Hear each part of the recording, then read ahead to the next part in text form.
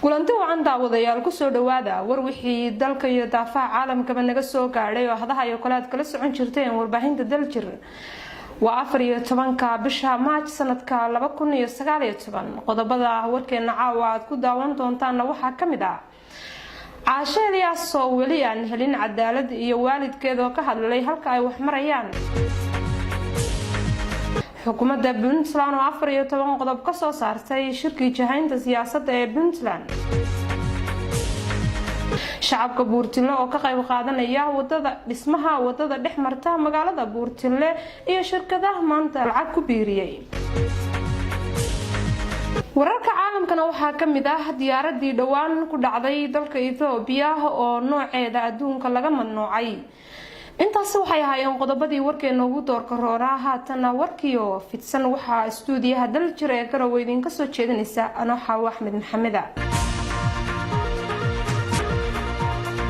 caashadiyaas oo 24 bishii hore lagu dilay magaalada Kalkacyo ee xarunta gobolka Mudug ayaan wali helin cadaalad waalidkeeda oo maanta la hadlay warbaahinta daljir ayaa ka warbixiyay halka ay wax marayaan iyo dadaalaha lagu doonayay in cadaaladda lagu horkeeno kuwii falkaasi ka dambeeyay sida uu warbixintan inoogu hayo wariyaheena Khadar Cawl Ismaaciil oo stuudiyaha daljir Garowe inoogu diyaariyay Aabe Ilyas Aadan Maxamed oo ahaa baha dhalay Caasha Ilyas Aadan oo 24 bishii hore fal aad u foolxun oo isugu jira dil iyo kufsi loogu geystay magaalada Gaalkacyo ayaa waraysi uu siiyay warbaahinta daljir kaga hadlay halka ay maraysa baaritaanadii la waday ee ku aadanaa dadkii loo qabtay dhacdadaasi oo wali aan maxkamad la soo taagin annagu sidii dadka loo xiriyay cashar baan la waraystay aniga oo dadka waxbaarayay waraysteen kabacdi ilaa maanta waxaan ka hayaa jiro marka dawladdu wax wadambo war ah iyo waxa gudoomiyaha gobolka u tagay la yiri asaga waxaan iyo wara arbacada madalabay arbacada shalay dagaal dhacay iyo khamiista anaga aan loo tigin hawlaha kala jiray mataqaana dadkaas ilaahay marka shaqsiga balansanay inaan u tagno asaga marka wuxuu yiri maalintii hore oo toddobaadkii dhawaa afar nin baa dambiga loo haystaa wiil afar nin yaa loo haystaa wiil dambiga waana arbacada iyo khamiista labadaasaan waxaynaan hayaan ay imaado Ilyas Aadan ayaa sheegay in dadka falkan geystay ay aqoon u leeyihiin qoys ahaan derisna ahaayeen isagoo si wata hadalkiisa ayuu sheegay in marnaba uusan ogolaan doonin wax wada hadal ah oo ka baxsan sharciga ilaa haddana aysan jirin cid ay ka wada hadleen dadka mataqaana qabsan hayana oo gooyada ku sugiyay waa deris bayna leeyihiin oo laba bilood baa laga xigay oo aan dhisnayn mafahant waata labadana way taqaaneen dadka meesha degan way taqaaneen dadka la hormaro iskuulkana loo aado magaalada loo aado raaxay wax shakiya kanayna qadare qorada qofka ula galay ma jirto laakiin magaalada propaganda badan baa iska jirto leeyahay lacag bay qaateen waxaas hermigu dadkan waa aad ay u hadlaan عندي تقول لما تقول أنا من أفعل كماهي من أقرانايو وعن تاجنا شريعة الإسلام بن تاجنا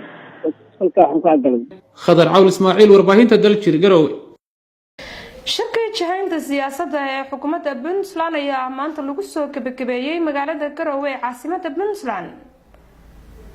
markale wariye Khadar Cawl Ismaaciil ha ku noqdo shirka jahaynta xukuumadda Puntland oo 3 maalmood ee u dambeeyay ka socday magaalada Garowe ayaa maanta la soo gabagabeeyay warmurtiyeed laga soo saaray shirka ayaa looga hadlay ahmiyadda dawladda Puntland siinayso xoojinta ammaanka kubcinta dhaqaalaha nidaamka doorashooyinka arrimaha federaalka iyo difaaca xuduudaha wasiirka wasaaradda qorsheynta horumarinta dhaqaalaha iyo iskaashiga caalamiga ah ee Puntland Cabdiqafaar Xange ayaa wariyeyaasha kula hadlay xarunta wasaaradda qorsheynta oo shirku ka socday muddo 3 maalmood dawladda Puntland waxay hormuud ka tahay mar walba dadaal iyo qorshe kasta oo adkeynaya midnimada iyo dawladnimada Soomaaliya oo ku dhisan hanaan federaali ah oo wax la wada leeyahay waxna la kala leeyahay iyo sareynta sharciga labo si loo hirgeliyo nidaamka federaalka ah waxa laga maarmaan ah in ahmiyad gaar ah la siiyo dhameystirka dastuurka iyo xeerarka kale ee muhiimka u ah inta dastuurka iyo xeerarka kale dhamaystirmayaan waxa laga maarmaan ah in wada tashi iyo is afgarad laga yeesho nidaamka wada shaqaynta iyo waxwadaaga hay'adaha heer federaal iyo heer Puntland. 3 sida uu qabo dastuurka federaalka ahi sharciyada ay ansixiyaan laamaha dawladda federaalka ah waxa waajib ah in laga talageliyo dawladaha xubnaha ka ah dawladda federaalka ah si loo yareeyo khilaafka loona xoojiyo kalsoonida iyo wada shaqaynta. 4 sida uu qabo dastuurka federaalka ah gorgortan iyo heshiis walba oo saameyn ku leh dawladda Puntland gorgortan iyo heshiis walba oo saameynaya dawladaha xubinta ka ah dawladda federaalka ah waxa waajib ah in laga qayb geliyo oo uusan ku koobnaan kaliya dawladda federaalka ah. sidaa darteed Puntland waa inay qayb ka tahay wada hadal walba oo saameyn ku leh deegaanada Puntland gaar ahaan wada hadallada u dhaxeeya dawladda federaalka ah iyo maamulka Somaliland. 5 xukuumaddu waxay mudnaanta ugu sarreysa siin doontaa sugidda amniga gudaha iyo xuduudaha Puntland. waxaa shacabka lagu wargelinayaa inay si dhow ula shaqeeyaan kuna kalsoonaadaan awoodda laamaha amniga. 6 dawladda Puntland waxay mudnaan gaar ah siin doontaa xoojinta midnimada dalka iyo dhulka Puntland waxayna si buuxda uga howlgalaysaa difaaca xuduudaha iyo ilaalinta badqabka shacabka reer Puntland. 7 waxaa la hirgelinayaa nidaamka xisbiyada badan iyada oo la bilaabayo fulinta qorshaha ka hor inta uusan dhammaan sanadka 2019. 8 xukuumaddu waxay ahmiyad gaar ah siinaysaa tayeynta hay'adaha dawladda dhinacyada dhamaystirka xeerarka siyaasadda iyo habraacyada kale ee muhiimka u ah hay'ad walba oo dawli ah. awoodsiinta iyo u soo daadejinta awoodaha ay xaq u leeyihiin. arrimaha federaalka oo raadiyo Daljir su'aal ka weydiiyay qaabka ay ula shaqeynayaan ayuu ka hadlay. dastuur baa wadanku leeyahay qabyo oo ku meel gaar ah asaga ayaa cadeynaya oo qaba wax kasta oo masiir ah oo wadanka quseeya inay ka wada tashadaan dawladda federaalka iyo dawladaha xubnaha ka ah. waxa weeye waxaan xaq u leenahay go'aamada iyo wax kasta oo saameyn ku leh danaha dhulka dadka reer Puntland inaan qayb ka ahaano sida ay xaq ugu leeyihiin dawlad goboleedyada kale ama dawladaha kale xubnaha ka ah dawladda federaalka. doorashooyinka Puntland oo lagu galo qof iyo cod ayaa muhiimad weyn u leh qorshaha xukuumadda Puntland sida uu sheegayo wasiir Cabdiqafaar Xange. doorashada Puntland oo hal qof iyo hal cod ah dabcan ma dhacayso ilaa ay doorashada dambe xilligeeda la gaaro. madaxweynuhuna wuu cadeeyay anigu hadda afkii dawladda ku hadlayana waa cadeynayaa mudnaanta labaad marka laga soo tago midda amniga waxaa noo leh in dalkan doorasho ku timaada nidaamka xisaabta badan in la geliyo tilaabooyin iyo habraacyo badan oo la qaadi doono baa jira. waxaa ka mid ah haddaan mid tusaale soo qaato inaan degmooyinka qaarkood ku sii bilowno tijaabo ahaan in la qabto doorashooyinka loo yaqaano doorashooyinka dawladaha hoose in lagu qabto nidaamkaas xisaabta iyo hal qof hal cod waxay ka qayb ka tahay qorshaha guud oo wadanka doorasho lagu gelinayo. dadaalo badan baan u galeynaa haddii Alla idmo. Khadar Cabdi Ismaaciil warbaahinta Daljir Garowe. shirkadaha ganacsiga ee magaalada Buurdanle ayaa bilaabay inay lacag ku biiriyaan dhismaha wadada laamiga ah ee dhexmarta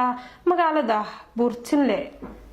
waryaheena Axmed Maxamed Nadiif ayaa warbixintaasi inoo diyaariyay. mas'uuliyiinta shirkadda Mahigaan oo ah shirkad dhinaca biyaha ayaa maanta guddiga dhismaha wadada magaalada Buurtinle ku wareejiyay lacag $5,000. mas'uuliyiinta shirkadaasi Mahigaan oo ka hadlay munaasabadda lacagta ay ku wareejinayaan ayaa sheegay in shirkadu ay shaqaynayso ama ay jirto 3 bilood oo kaliya sidaas darteedna ay go'aansadeen inay ka qayb qaataan dhismaha iyo horumarinta wadada dhexmarta gudaha magaalada Buurtinle. munaasabadan qaaliga waa maanta aan taaganahay waa munaasabad ay isugu yeertay shirkadda biyaha ee Mahigaan dadweynaha iyo ganacsatada iyo waxgaradka reer Buurtinle taasoo ay ku gudbinayso contribution-keedii ay kaga qayb qaadan lahayd dhismaha wadada laamiga ee dhexmarta magaalada Buurtinle. contribution-kaasoo runtii aan ahayn mid aad u tiro badan shirkadduna ay tahay shirkad bilow ah oo shaqadeedu aan filaya inay wax ka yar 3 bilood ama 4 bilood ay shaqaynaysay يعني waxa weeyaan wixii looga baanaa oo shirkad looga baanaa hadda waa la garanayaa inay qayb weyn ama kilomitir iyo wax la mid ah qaatay ahayd shirkadaha kalena waxaan ka rajaynaynaa sidaas oo kale inay maarta kuwa gaamuray ay qaybtooda qaataan insha Allah laakiin anagu ka shirkad ahaan mihigaan ahaan waxaanu saaka doonaynaa inaanu guddiga horumarinta iyo dhismaha laamiga degmada Burtinle ku wareejino adduun lacageed oo gaaraya $5,000 lacagtaas waxaan rabnaa inaan ku wareejino guddiga horumarinta iyo gudoomiyahooda odayaasha deegaanka nabadoonnada biliiska ragga akhyaarta halkan jooga dhamaantood inay goobjood ka ahaadaan inay shirkadu qoondadeedii lacageed ee loogu talagalay inay kaga qayb qaato mashruuca horumarinta degmada oo dhan $5,000 inaanu si official u wareejino geesa kalena waxaa munaasabadaasi ka hadlay lacagtaasina gudoomiyeyaasha dhaweeyay mas'uuliyiinta guddiga ah ee gacanta ku haya dhismaha wadadaasi ee Burtinle ugu dambeyntiina waxaa munaasabada soo gabagabeeyay mas'uuliyiin ka tirsan degmada oo si weyn ugu mahadnaqay shirkadda Mahigaan maanta waa maalin anaga guddi ahaan farxad badan noo ah sababtoo ah waxa weeye waa shirkaddii ugu horeysay oo codsiga ka soo jawaabta waxaan leenahay shirkadda Mahigaan ilaahay wax khayr qaba ha ugu bedelo lacagta 5,000 oo aan ku calayimanay anagoo ku talagalayna inay tahay shirkad 3 bilood shaqeynaysay waxaan ugu talagalnay inay 5,000 ay noogu deeqdo ilaahay mahadii iyo isxilqaan badan oo ayagu ay sameeyeen waxaan noo suura gashay inay lacagtii saaka nagu wareejay 5,000 ahayd waanu kala wareegnay waxaanu leenahay ilaahay meesha ka soo baxsheen ilaahay barakaha u geliyo waxa khayr qabana ilaahay ha ugu bedelo Mahigaan ay sameysay oo kale ay noo soo hormarin insha Allah saasan ka jir iyo dhamaan jaaliyadaha dibadda jira iyo kuwa ganacsatada oo dalka jooga iyo qaybaha kala duwan oo dhan oo Soomaaliyeed gaar ahaan Puntland gaar ahaan Burtinle waxaanu leenahay meel ay joogtaan arrinta ka soo qayb gala mas'uuliyiinta kambaniga Mahigaan meesha aad ka soo saareen wax khayr qala Allah idinku bedelo wax badan baad Burtinle ka farxiseen oo biyo muddo laga qoysa aad keenteen maanta waxaad ka qayb qaadateen lacagtii lagu horumarin lahaa wadada dhexdeeda waa idinka mahadcelinaynaa waxaan u mahadcelinayaa guddiga horumarinta degmada oo had iyo goor u taagan sidii ay u dhamaystiri lahaayeen ugana dhabayn lahaayeen riyadii aanu damacsanayn oo ahayd dhismaha laamigaas saad u jeedaan waa rag wada mashquul ah xalay 6 saac iyo bar laamiga taagnaayeen waxay la shaqaynayeen cagafta shaqada wadda isla markaas shir bay ka soo baxeen waxaan rabnaa guud ahaan in loo duceeyo guddigaas in ilaahay shaqadana u fududeeyo ayagana ajir xasan Allah ka siiyo waxaan u baaq u dirayaa shirkadaha magaalada ee lacagta guddigu ku qoray sida Mahigaan ay u casuntay bulshada reer Burtinle iyo guddigu ee lacagta u baxsheen in ayagana u baxshaan waana ka rajaynaynaa inay bixin doonaan insha Allah waana ku sii adkeynaynaa aad iyo aad shirkadda Mahigaan ayaa lacagtan maanta wareejisay oo gaaraysa $5,000 waxay sheegeen inay uga qayb qaadanayaan dhismaha wadada waxaana dhinaca kale ay ugu baaqeen shirkadaha iyaga ka daada weyn kana lacagta badan inay ka qayb qaataan dhismaha iyo horumarinta wadada degmada Burtinle Axmed Maxamed Nadiif warbaahinta Daljir Garow haatan wararkii dibadda diyaaradii dhawaan ku dhacday dalkaasi Itoobiya ayaa nooceeda waxaa laga mamnuucay adduunka sida uu warbixintan inooga hayo Khadar Cawl Ismaaciil wadamo badan oo dunida ah ayaa mamnuucay adeegsiga diyaaradaha ay samayso shirkadda Boeing ee Boeing 737 Max 8 iyo 9 dalalka Mareykanka, Canada, Jarmalka iyo Faransiiska ayaa isku mar ku dhawaaqay in la joojiyo duulimaadyada diyaaradaha Boeing 737 Max 8 iyo 9 arrintan ayaa timid kadib markii muddo 6 bilood gudahooda laba shil oo aad u waaweyn ay khasaare badan dhaliyay ay galeen laba diyaaradood oo mid tahay diyaaradda Ethiopian Airlines ee xaddii la soo dhaafay ku burburtay dalka Itoobiya ayna ku dhinteen 157 qof oo saarnaa halka diyaaradda kalena ahayd diyaaradda Lion Airlines oo laga lahaa dalka Indonesia taasoo bishii Oktoobar shilay gashay ay ku dhinteen ku dhawaad 200 oo qof hay'adda duulimaadyada maamusha ee Mareykanka magaceedana loo soo gaabiyo FAA